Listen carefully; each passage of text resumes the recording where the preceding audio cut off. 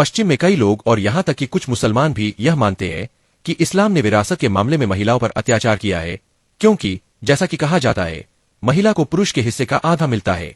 लेकिन क्या हमने पूरी तस्वीर देखी है, या हम केवल आधे सत्य पर रुक गए और न्याय को अन्याय समझ बैठे? इस्लाम से पहले महिला को कोई विरासत नहीं मिलती थी, बल्कि पति की मृत्यु के बाद स्वयं महिला को संपत्ति की तरह विरासत में दे दिया जाता था। जाहिलियत के दौर में विरासत केवल शक्तिशाली पुरुषों तक सीमित थी। फिर इस्लाम आया और एक अभूतपूर्व सिद्धांत के साथ दुनिया को हिला दिया। माता पिता और संबंधियों द्वारा छोड़ी गई संपत्ति में पुरुषों का भी हिस्सा है और महिलाओं का भी हिस्सा है।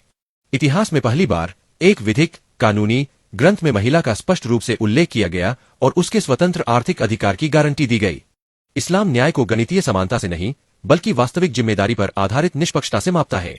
इस्लाम में पुरुष पर यह अनिवार्य है कि वह अपने परिवार का खर्च उठाए, अपनी पत्नी, अपने बच्चों और आवश्यकता पड़ने पर अपने माता पिता का। वही महिला जो भी संपत्ति रखती है, वह पूरी तरह उसकी अपनी होती है। उसे उसमें से खर्च करने का कोई दायित्व नहीं, जब तक वह स्वयं न चाहे। इसीलिए कुछ स्थितियों में पुरुष को महिला से 2 गुना हिस्सा मिलता है, क्योंकि वही उस धन को पत्नी और बच्चों पर खर्च करेगा।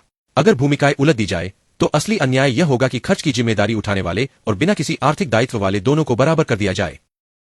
इतिहास भी गवाही देता है, जहां यूरोप और अमेरिका में महिलाओं को 19वीं शताब्दी तक विरासत और संपत्ति रखने का अधिकार नहीं मिला, वहीं मुस्लिम महिलाएं 7वीं सदी से ही स्वतंत्र रूप से संपत्ति की मालिकाना विरासत खरीद फरोख्त करती आ रही थीं। उदाहरण के लिए, इंग्लैंड में 1870 तक विवाहित महिला को अपनी संपत्ति रखने का अधिकार नहीं था। अमेरिका में भी यह अधिकार 1848 के बाद धीरे धीरे कानून के रूप में लागू हुआ। इस्लाम द्वारा ये अधिकार दिए जाने के 1200 वर्ष बाद इस्लाम पुरुष और महिला को अधिकारों के लिए लड़ने वाले प्रतिद्वंद्वी नहीं मानता, बल्कि जीवन को मिलकर संवारने वाले एक दूसरे के पूरक साझेदार मानता है।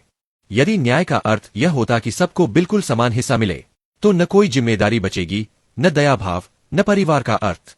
इस्लाम में विरासत केवल एक संख्या नहीं, बल्कि एक दिव्य संतुलित प्रणाली है, जो अधिकारों की रक्षा करती है और उन्हें जिम्मेदारी, कर्तव्य और करुणा से जोड़ती है।